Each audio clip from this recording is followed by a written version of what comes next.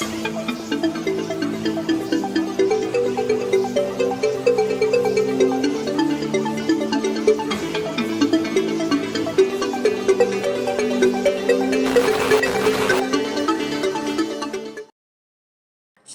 warahmatullahi wabarakatuh. Salam ceria dan selamat petang kepada semua penonton yang rasa sayang. Seperti biasa, kita jumpa petang Jumaat dalam minggu kedua dan juga minggu keempat setiap bulan. Dan alhamdulillah kali ni kita dalam mood raya. Sebab raya kan sebulan kan. So kita masih dalam mood raya kali ni. Tambah-tambah lagi bila kita dah lama tak beraya, lebih kurang 2 tahun. So boleh ambil peluang untuk kita berjumpa dan saling ziarah, mengunjungi sahabat-sahabat dan juga sanak saudara yang kita dah lama tak jumpa. Dan untuk bulan Syawal ni biasanya lah kita ada satu keistimewaan yang lain kalau macam Ramadan, dengan peluang ibadahnya, peluang ganjaran malam Lailatul Qadar. Dalam bulan Syawal kita ada puasa 6.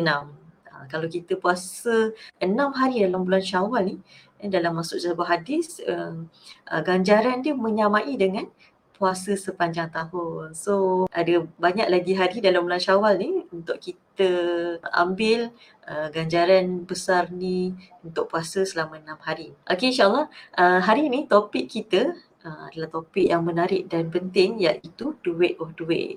Sebabkan kita dah beraya sahkan hari tu, cuba tengok balik berapa duit yang ada dalam akaun kita, adakah kita dah terguna pun simpanan yang kita ada. So hari ini kita bersama dengan Puan Nafisah Amran, kita jemput untuk sama-sama kita kongsi tajuk tentang hari ini, duit duit. Okey, saya kenalkan Puan Nafisah Amran ataupun boleh panggil Kak Naf kan. Influencer yang advocate tentang financial awareness. Assalamualaikum Kak Naf. Waalaikumsalam. Apa khabar Kak Naf raya-raya ni? Baik, alhamdulillah. Sahkan hari tahun ni kita beraya. Terima kasih kepada Kak Naf sebab sudi terima jemputan Rasa Sayang untuk kongsi kepada semua penonton hari ni. Terima kasih juga jemput saya. Alhamdulillah boleh sharing sikit hari ni, raya-raya ni. Okey, sebelum kita mulakan perkongsian daripada Kak Naf sendiri kan, saya sebenarnya tertarik macam mana nak tahu macam mana Kak Naf boleh dapat idea ataupun inspirasi untuk beri awareness, advocate tentang financial awareness ni kepada semua, terutamanya sasarannya adalah wanita kan. Macam mana boleh tercetus inspirasi tu? Dia sebenarnya bermula masa sebelum kita PKP. Masa kita March 2020 kan, kita nak start PKP. So saya memulakan sharing financial awareness tentang tabung kecemasan, emergency fund. Sebab masa tu kita semua mengalami pandemik. So pada saya awareness tabung kecemasan ni tak ramai orang buat. So saya bermula dari buatlah tabung kecemasan sebab kita ni nak alami pandemik. So betul lah kita pandemik selama 2 tahun kan. So macam-macam yang terjadi dalam masa tu. So alhamdulillah yang berjaya sempat buatlah tabung kecemasan tu, dia ada backup financial sikit. Bermula dari situ lah. I see. Okey, maksudnya PKP tu sendiri yang menjadikan dapat idea untuk bagi awareness sampai sekarang kan? Okay. Dia bila saya mula dengan tabung kecemasan tu, dia macam ramai orang start follow kan. Mungkin sebab kita bagi sesuatu yang related pada masa tu kan. So ramai follow, dia start dari situlah. Dia jadilah orang panggil influencer tu. Itu yang akhirnya tercetusnya buat planner tu ya? Planner tu betul. Start dari situ. Okay. So bila kita cerita tentang duit ni, kita tahu duit tu memang penting lah kan, dan hidup tu memang kena ada duit kan. Tapi kita tak tahu pun kenapa kita kena urus duit ni. Sebab kalau macam tengok dekat sekolah pun kita tak ada pun belajar macam mana betul-betul nak urus duit ni. So nak tanya Kak Anaf kan, kenapa sebenarnya kita kena urus duit ni dan apa kelebihan kalau kita urus duit? Kalau banyak pun kan, adakah kita still kena urus juga duit tu? Okay, soalan yang bagus lah sebenarnya kan. Bila kita urus duit ni, pada saya lah, impact yang kita nak dapat tu ialah kita nak dapat impact pada emosi kita. Maksudnya bila kita urus duit kan, macam mana emosi kita? Sebenarnya emosi kita insyaAllah lebih stabil. Sebab kita akan rasa bila kita urus duit bila kita dah tengok long term, urus duit ni itu dari segi emosi lah. Tapi kalau kita nak cakap kenapa kita nak urus duit dari segi financial tu, ialah for long term goals. Sebab kita ni bukan kerja sepanjang hayat kita, kan? Betul. Kita kerja masa kita tengah aktif, masa kita Masa masih ada sihat. kudrat lah. Masa sihat, masa masih ada tenaga, masa muda. So Betul. kalau tapi kita nak hidup tu, insyaAllah kalau Allah panjangkan umur tu sampai umur 70 kan, 72 average hidup age tu kan. So pada masa yang dari kita dah bersara ke tak bekerja tu, sebenarnya kita kena simpan untuk masa tu lah. So itu banyak sebenarnya kan kenapa nak urus duit ni. Tapi kalau kita nak tengok dari big picture, satu iaitu, kedua pada saya dari segi emosi. Sebab bila kita cakap lah, bila kita tak ada duit ni, emosi kita macam mana? Susah hati. Susah hati kan. Lagi gaji tak masuk, duit dah kosong kan. Duit dah habis kat akaun. Kita tunggu gaji masuk kan. Kita masa tu kita susah hati, emosi kita. So pada saya, bila kita urus duit ni, kita menguruskan emosi kita. So insyaAllah bila kita urus emosi, bila emosi terurus, macam-macam lah benda-benda positif tu insyaAllah kan. So pada saya dua perkara penting tu lah kalau kita nak tengok. Okay. Jarang orang sebut urus duit tu sebenarnya untuk emosi. Tapi betul sebab bila kita dapat urus duit kita dengan lebih baik, kita tahu ke mana duit kita pergi. So hati kita lebih tenang. Tak adalah macam bila dah hujung bulan, bila tengok kita dah tak ada duit, kita rasa baru macam kita rasa kat mana duit ni pergi jadi kita susah hati. So bila kita urus tu, kita nampak lah duit tu ke mana kan. Okay. Maksudnya bila kita urus duit ni memang kita menambah baik emosi kita. So bila kita menambah baik emosi kita, kehidupan kita lebih baik lah insyaAllah kan. So kita dah tahu tadi kenapa kita kena urus duit. So sebenarnya macam mana nak urus duit ni? Adakah ada langkah-langkah yang spesifik ke macam mana? Macam mana nak urus duit? Mungkinlah saya tanya balik lah yang hari ni yang dengar kan. Adakah kita, macam mana emosi kita kalau kita urus duit sekarang, cara kita sekarang? So adakah cara kita urus duit sekarang, kita dah okey? Pada kita dah okey. So kalaulah kita boleh jawab ya, maksudnya betul dah lah cara kita urus duit kita tu. Sebab ada orang yang memang dia dah pandai dah urus duit dia. Tapi kan kalau soalan tu jawapan dia ialah tak sure lah duit saya pergi mana. Saya pun tak tahu duit gaji saya kat mana. Simpanan ada ke tak? Simpanan pun adalah sikit-sikit. So kalau kita jawab dengan tak confident kan, duit kita ni bila orang tanya duit pergi mana, tak sure, tak confident, tak tahulah duit pergi mana kan. Tak tahu. So maksudnya kalau macam tu kita kena start lah caring about duit kita. So macam mana kita nak start tu, sebenarnya langkah pertama lah, dia tak boleh lari, ialah kita track kita pergi mana. Tracking. Tracking spending. So saya dulu pun bila saya rasa macam nak track spending ni susah lah, malas, renyah kan nak buat kan. Kena tulis kan? Kena tulis ataupun guna apps. So mungkinlah kita ada perasaan macam malas lah, tapi kan benda tu sangat powerful. Kalau kita tulis, sangat-sangat powerful, barulah kita nampak duit kita pergi mana. Selagi kita tak nampak duit kita pergi mana, kita tak tahu kat mana sebenarnya duit kita ada bocor ke, betul ke kita spend duit kita betul-betul. So benda-benda ni yang kita nak tahu. Selagi kita tak tahu macam mana habit kita dengan duit kita, kita tak boleh nak baiki kewangan kita. So kalau orang tanya saya, tak boleh skip. Tak boleh skip track your spending ni. Especially untuk orang baru yang nak mula. Tapi dia tak perlu lama. Kadang-kadang kita tahulah kan, kadang-kadang kita ni tak sempat nak buat kan. Just buat untuk 3 bulan pertama. Okay. Bulan pertama tulis dulu, anda akan terkejut. Dan bulan 2 kita nak tengok kita boleh baiki kat mana. Dan bulan 3 kita dah tahu dah, habit aku sebenarnya macam ni. Habit kewangan saya rupanya macam ni. Rupanya saya suka habiskan dekat sini. Kita akan nampak habit kita. So lepas tu kita boleh start fikir macam mana kita nak repair. Sebab setiap orang ni cara belanja dia berbeza kan. Habit kewangan dia berbeza.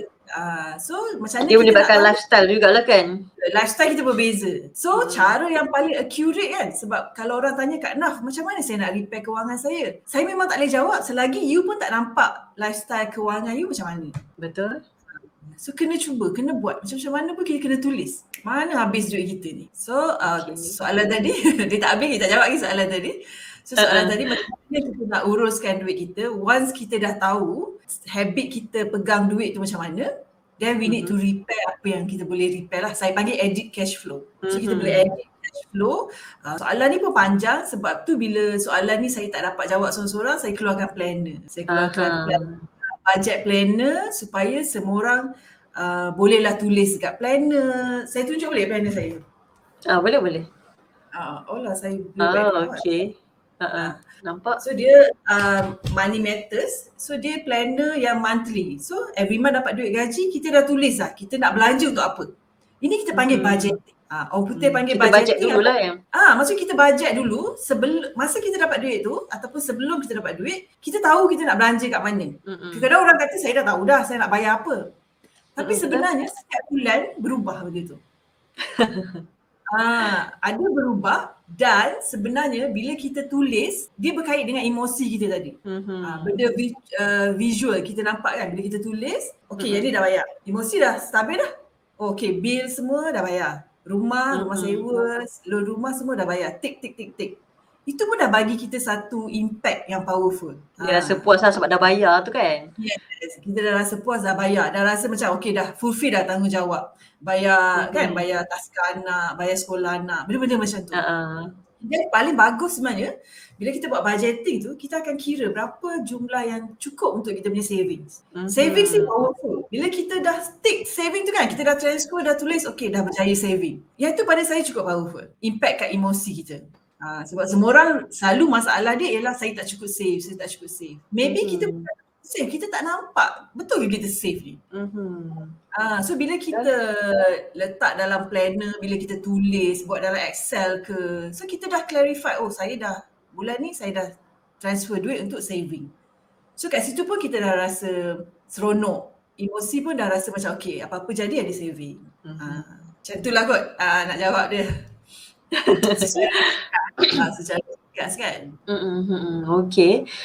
So yang paling penting tadi adalah cash flow tadi, kita tahu kat mana duit kita pergi. Sebab kalau kita tak nampak tu, kita pakai je lah kan duit kita, tak ada saving, tak ada mungkin ada benda yang kita beli tu bukan keperluan tapi kehendak. So mungkin ada yang berlebih dari kehendak tu sendiri kan. Okay. Kalau ramai yang follow Kak Naf ni kan, so mesti ramai yang tahulah macam mana perjalanan Kak Naf untuk merdeka daripada hutang sampai jual kereta Mini Cooper idaman kan. Tapi sebenarnya possible ke kita hidup ni tanpa hutang kan? Sebab kita yalah, kalau kita tak lahir dalam dulang emas, memang nak tak nak kita kena berhutang kalau nak beli kereta, kalau nak beli rumah. So macam mana, possible ke merdeka hutang ni? Possible ke tak tu sebenarnya balik kepada financial goals kita. Financial goals kita nak bebas hutang, ataupun financial goals kita nak create more, contoh nak create more investment untuk hari tua.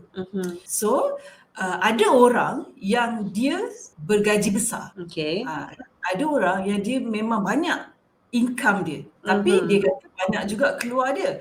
Tapi maksud saya macam ni, orang yang income dia banyak tapi sebenarnya keluar dia banyak kepada kehendak, wants. Gaji masuk banyak tapi sebenarnya shopping pun banyak.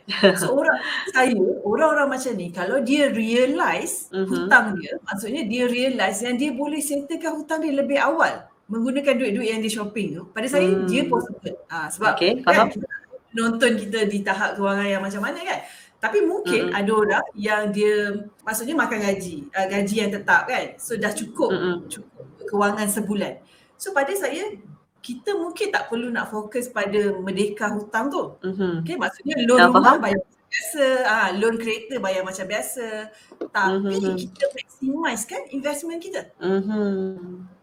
So that ada satu hari investment kita ni bagi return. So kita tak perlu dah, bila kita bersara nanti, investment return ni lah yang kita nak guna untuk dana kita, sebagai dana kita.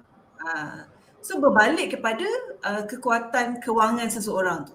So pada saya, orang-orang yang ada duit tapi asyik habis je duit dia, kan, baiklah dia settlekan hutang dulu. Maybe tak semua, tapi pada saya hutang-hutang yang berinterest tinggi ni, macam credit card, wajiblah bayar awal. Wajib settle. Tak guna kita simpan kan, dia kacau cash flow. Faham? Sebab kan bila saya ramai orang DM kan, dia orang actually ada duit nak bayar hutang kredit kad berhutang 10,000. So rupanya bila korek-korek ada duit tu. Tapi kenapa kita nak berhutang kredit kad bayar every month? Cash flow kita akan sakit. Cash flow kita akan sakit. So pada saya, kita boleh settlekan awal untuk hutang-hutang yang macam ni. Tapi orang-orang yang maksudnya dia tak ada lebih cash flow untuk nak merdeka hutang dengan cepat, kita boleh teruskan. Tapi kita kena plan juga. Pada saya, masa ni kita kena buat long term plan sikit. Maksudnya, kita kena usaha juga hutang kita ni settle sebelum kita bersara. Kasih cepat lah, habiskan cepat. Habiskan cepat. So contohnya hutang rumah lah. Maksudnya hutang rumah ni instead of kita bayar 30 tahun, 35 tahun kan, sekarang 40 tahun, kita boleh pendekkan lagi. Pendekkan lagi hutang tu. Pendekkan lagi hutang tu. Banyak cara boleh buat untuk pendekkan hutang.